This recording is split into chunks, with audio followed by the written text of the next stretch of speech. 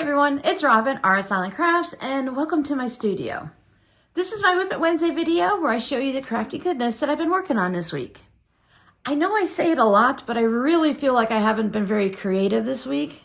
I haven't lost my mojo at all. I still feel very creative. Sometimes life just gets busy and time flies by, and before you know it, it's the end of the day and you haven't actually turned on your sewing machine. This weekend, I did get a little bit of work done. I was able to do some prep work for the finishing off on the double wedding ring tote bags. I have the handles all made and attached. I did decide to just go simply with using the same fabric for the handles. Each handle is going to be a little bit different because I just cut strips off of the yardage right off the bolt. I don't have a bolt, but you know what I mean. So they're all matchy-matchy, of course, but the placement of the fabrics might be a little different, just like the placement of the fabrics of the double wedding ring panel is a little bit different. I did start to prep the lining. I chose the little pink circles and then the little green circles. I know this one is a Lori Holt fabric. I think this one might also be.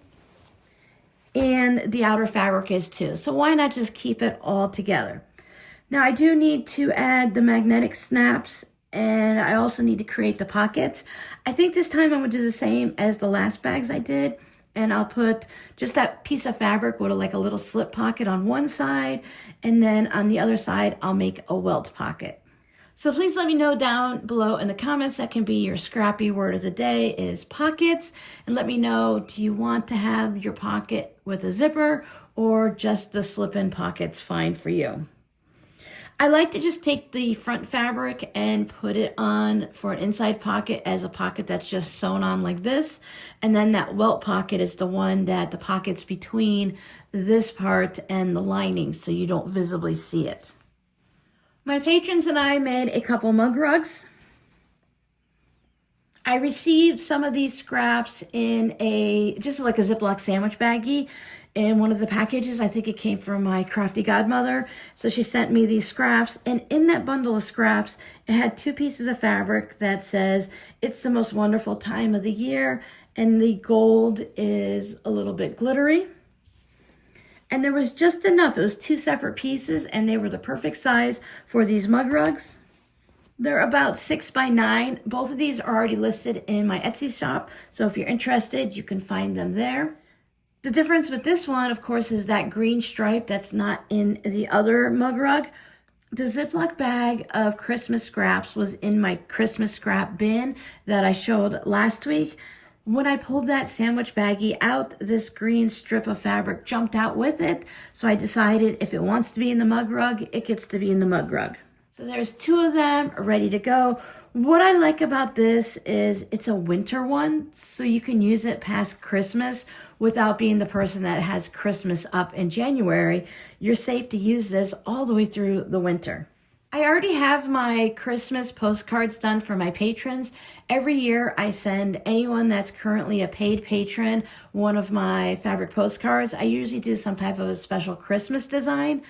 I already have theirs done, so I thought I would just go ahead and make some for the shop now. I've seen a lot of items that just say the iconic ho ho ho on it. Hats, t-shirts, tote bags, zipper pouches. Everyone has something with ho ho ho on it. Even if it's not handmade, it's just manufactured that way. So I decided to make a little bit of a small run. So I have 6 of these, and they just have a variety of colors. I tried to stay in the winter theme, and if not some Christmas too. So anything that was in my Christmas scrap bin, I just went ahead and used. There are some polka dots that I pulled out also. I thought stripes would be fun. And then once I had the stripes, I decided to throw some polka dots in because I wanted to do like the pink and aqua. This one actually says ho, ho, ho. Same with the O. I'll be popping these in the shop, but first I need to finish These, as you can see, they're not really started, and it looks like I am doing 4 of these, and I wanted to do traditional red and green colors in case someone didn't want a little bit of craziness. I thought I would maybe just do all one color, or maybe do same fabric in red, and then same fabric in green, and maybe alternate it, so same fabric in green, and then red there. So if you'd like to purchase one of these now, let me go through a little slow so you can grab a screenshot, and then let me know which one you want, and I'll just put it in the shop for you. The fabric below it is white, and it has snowflakes, white on white. This is one of my favorite fabrics. I think that's everybody. And then I'll continue to work on these this week and get them all set up in the shop. That way I can put them both together so that they're matching. So these are the 2025 ones. If you check my Etsy shop, you'll be able to find the ones from previous years. I have the one with the little sweaters on it, and then I have the elf legs with the little elf shoes. And if you just prefer a scrappy fabric one, like I usually make, I have some of those available too that I could put in the shop if you wanted. I thought I'd go ahead and show you the progress on my knitting items. This is what I've been working on at night. I've been trying to make sure, other than when I want to work on the postcards, that I stop working by 7 p.m. at the latest, get everything put away. I want to at least get an hour of knitting in each night. Problem being is I got a little bit off of my normal routine and schedule, and I've been staying up a little bit too late at night, like 1 a.m., and still getting up a little bit earlier in the morning. So that by the time it comes to stop working at the end of the day, I'm a little tired and I fall asleep. But I'm still working. I don't think I've gotten too much further, about maybe this much since the last time you saw these. I'm just trying to get to 35 rows, and I've done 10, and I think I'm really close to another 10 there. It's getting there, it's getting there. There's usually a little bit of yarn left over so that I can use it for something else, so that'll be nice. I haven't put another hat on the needles yet because I've mostly been working on this purple scarf. I like to have something on the needles with Robbie socks. I'm not using the really thin sock yarn right now, so it is a little bit larger needles and larger yarn, but this project is even larger needles and yarn, and I really don't have to think, and if I fall asleep, there's less likely of a chance of me making a mistake or dropping stitches or anything like that. So when you saw this ball last time, it was quite large. So it's about a yard long right now. If you remember, it has that bit of stretch there. So if you want it wider, if you want it narrower, this is about where I was the last time you saw it. And I've gone ahead and added this on. It's not the way this ball is working up. I'm not getting that definite double color of white or purple or anything. It's getting more mixed up, which is really nice. I won't know what each section is going to look like until I get to that section and I start working on it.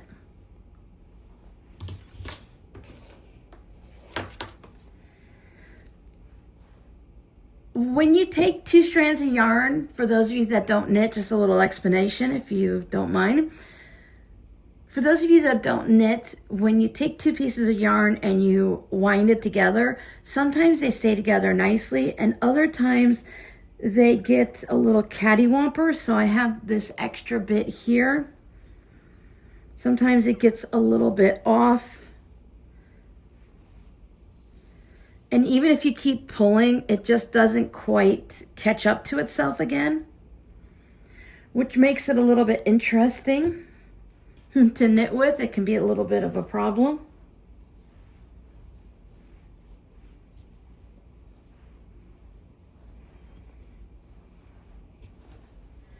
But I just keep this balled up yarn or caked up yarn.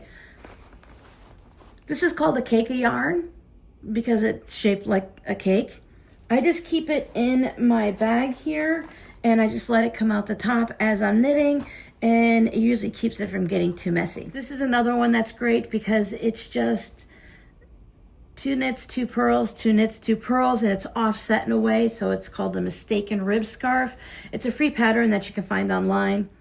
I've seen people show this technique that I do a few times, but I thought I would show it here for anyone that does knit or crochet, or maybe this will be helpful in some other type of technique that you do.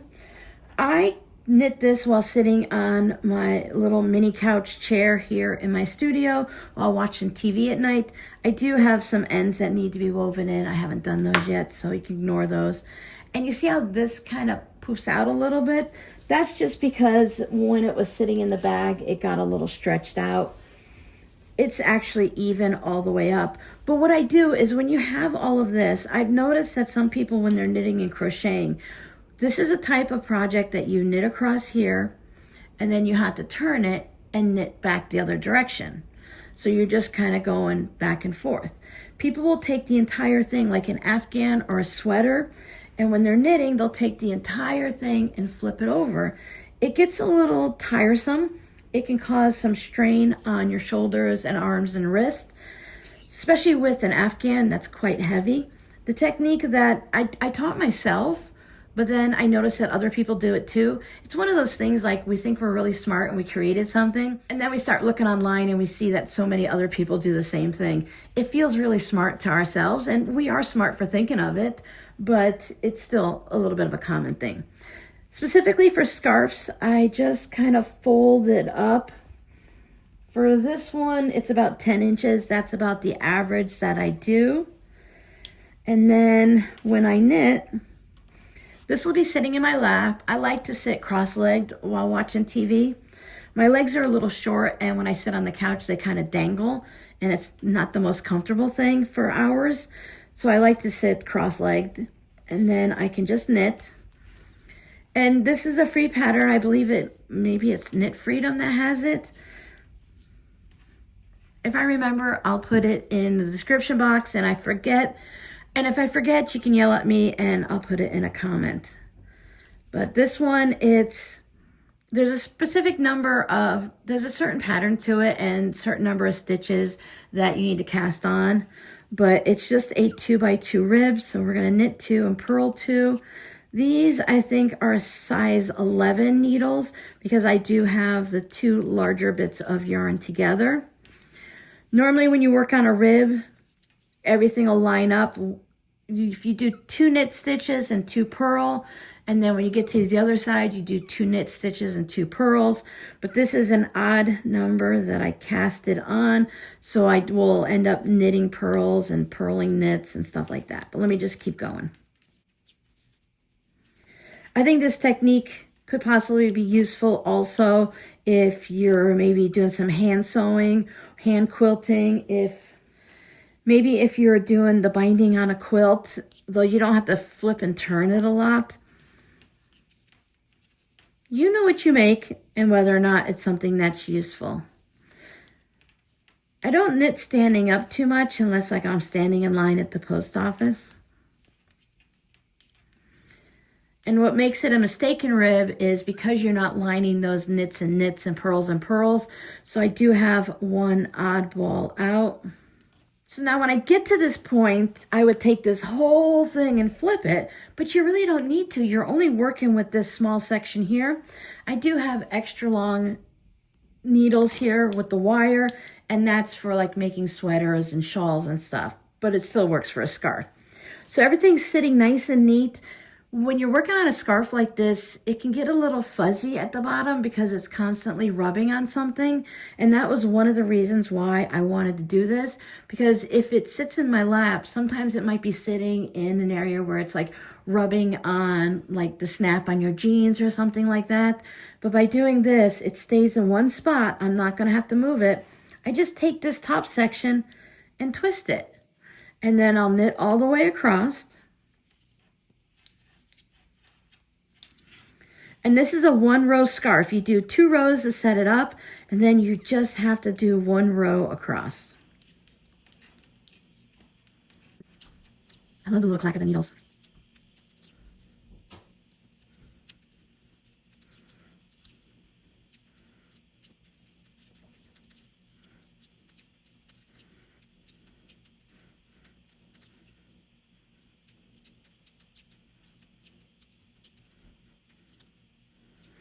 And now I'm a little twisted there, right? So when I want to get to the back and go the other way, I just untwist it.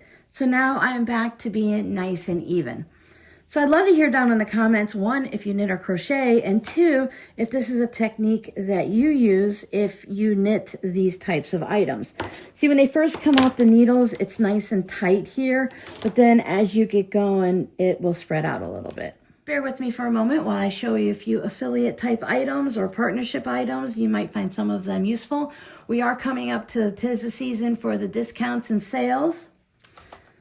Start with, Missouri Star has sent me these Santa snippers. They're sharp, sturdy, and ready to celebrate.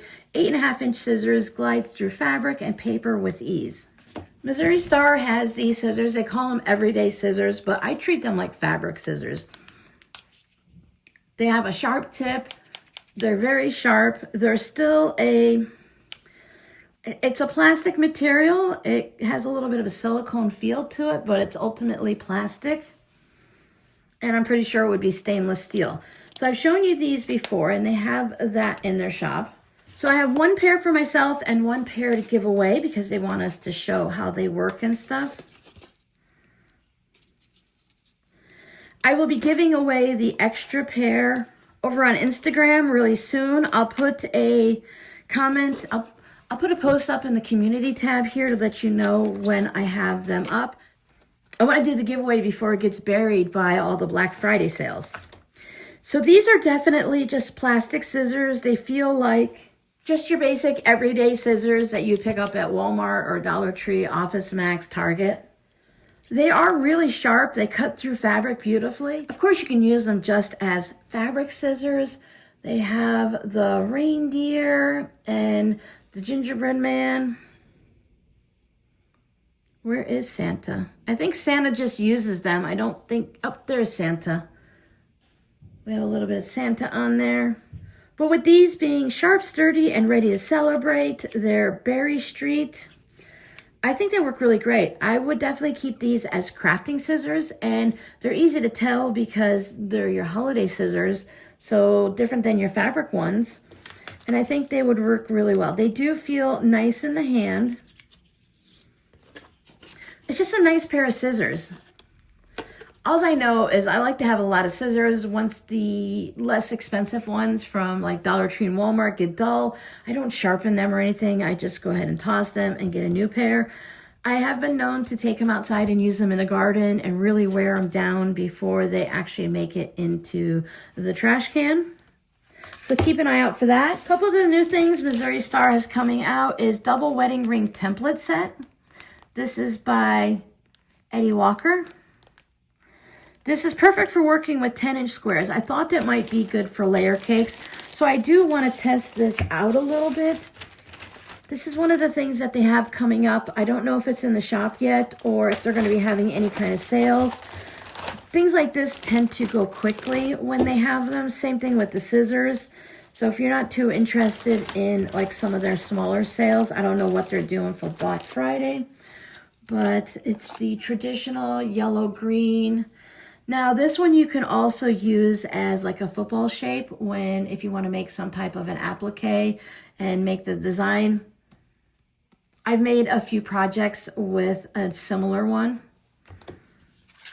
And then you have the piece for your wedge that comes out right there. And you have your different pieces for your 10-inch square plus the directions on how to use it. Oh, melon. I knew it had a different name for that. That's the melon, and the other ones are the arch. Sewing with curves is not as scary as sometimes we think they are. I was able to figure it out and learn. I was able to watch a bunch of videos and learn how to do it early on in my quilting career. And with this template and the layer cakes, I'm pretty sure that I'll be making some type of a project with you guys, at least to show you how to use it. I will be putting up some stories over on Instagram because these are for Black Friday and the week leading up to it and stuff like that, that they're running specials. I don't know if it's a special sale, but they're just letting everyone know about them. Hopefully I won't get into too much trouble for showing you guys ahead of time, but I don't know about you. I like to know about things that are coming ahead of time so I can budget for it or keep an eye out for it. Because you might think, I don't need anything from Missouri Star. I've seen everything. Well, they're coming out with some new things. These are called bitty bolts, and you get 12 bolts. Now, I've been checking, and so far I have not seen these on the website yet. So you're going to get a sneak peek, and they're not actually available. So if this is something that you would like, then keep an eye out for it. Each bitty bolt holds up to 3 yards of fabric, acid-free, storage safe, blah, blah, blah, all of the normals. The thing that had caught my eye is you can put fat quarters on here. And what these look like are these little fold out. They remind me of the science fair when you had that big cardboard thing.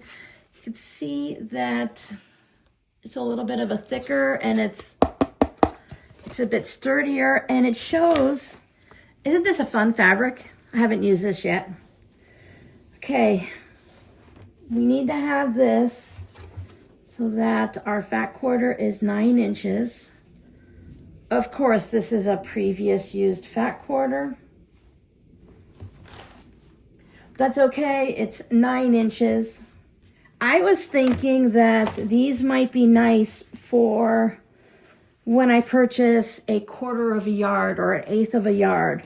So you get it all in there nice and neat, and then you can have it up on the shelf. I would definitely press my fat quarters and make sure I follow the directions and have everything on there. This one shows you the 45-inch wide, you know, like off the bolt and how to do it.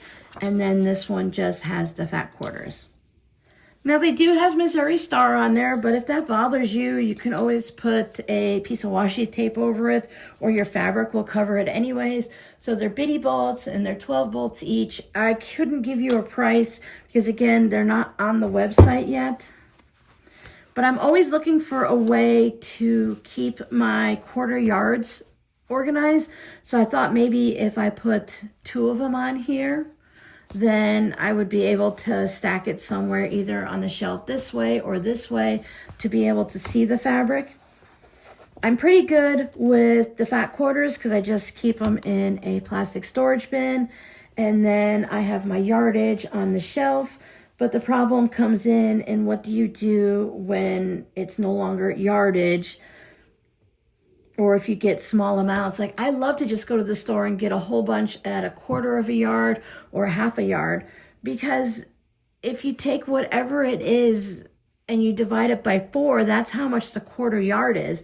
And if you're a sewer like I do that makes smaller projects, I don't always need large amounts. So 1/4 yards are really fun for like an accent fabric.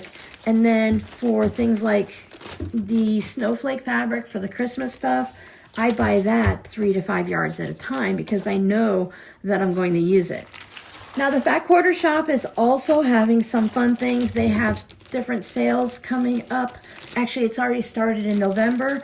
I will be putting that up hopefully by today. I'll start putting up maybe every day or every week going forward based on what they have going on to sale, and just to give you the links so you can pop over. I've been thinking about selling my Babylon bags because right now they're just hanging up on my scrappy shelves. They're amazing bags and they're really pretty, but they're not quite my style. I come to find that I like a little bit of a lighter weight bag because the leather is heavy, and with my shoulder issues, it's a little bit too much.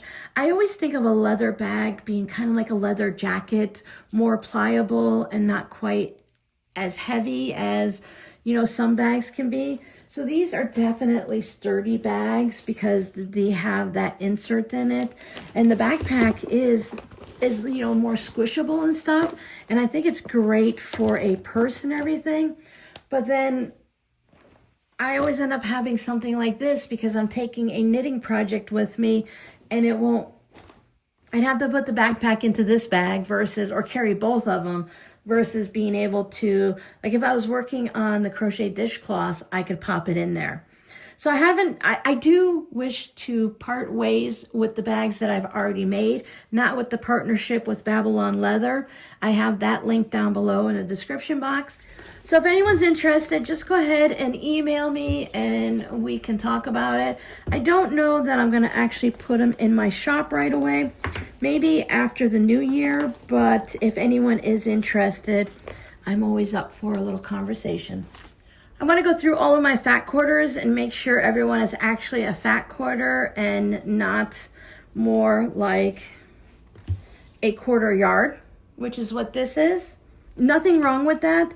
I just want to store fat quarters with fat quarters and quarter yards with quarter yards, just so that I know if I need something that's 17 by 21, I'm not going to pull this out and be disappointed. But thank you for those of you that caught the live stream, the bonus live stream, where I stitched together some of my batting scraps and just sorted ones out to make sure that I have my scraps are being used properly and not just being wasted. I have not gone through these yet. I've been working on other things, but I will be popping up some random lives.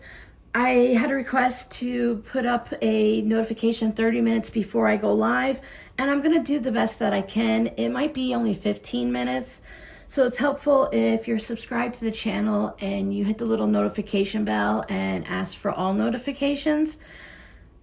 I've been wanting to do these bonus live streams for a while, and I'm a little motivated right now. So if I do 10 of them between October 1st and December 15th, I can earn myself a YouTube hat. I mentioned in the live stream that you can catch on a replay that if I get the YouTube hat, it's kind of like the silver play button that you receive when you hit 100,000 subscribers. But since we're still a little bit of a medium-sized channel at 56,000, and I appreciate every one of you, it'll be kind of like my silver play button for hitting the 56,000. I'll have my red YouTube hat. So I have 4 live streams. I have to double check to make sure, but I have 4, so I need to make sure I have 6 more, which means I'll be going live extra probably once a week, if not twice a week going forward. And those live streams, I'm trying to keep them 30 minutes to an hour, but an hour isn't too bad. I'm trying to keep them reasonably short so they're not like our marathon ones on Saturdays when we're actually working on a project.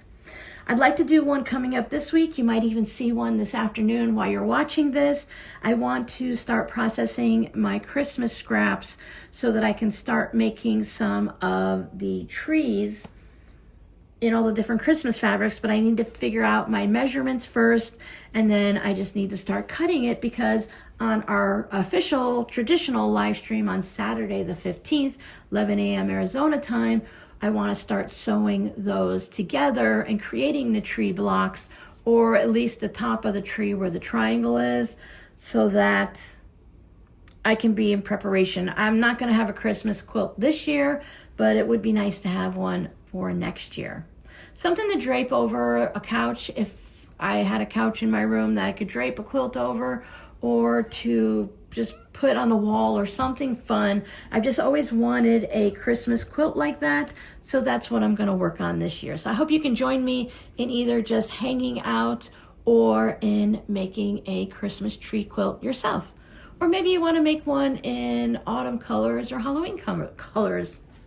So keep an eye out for them live streams to catch them live or to catch them as the replay. Thank you guys so much for hanging out with me. Check out these 2 videos here.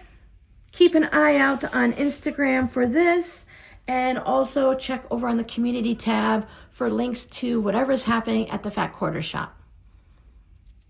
Bye.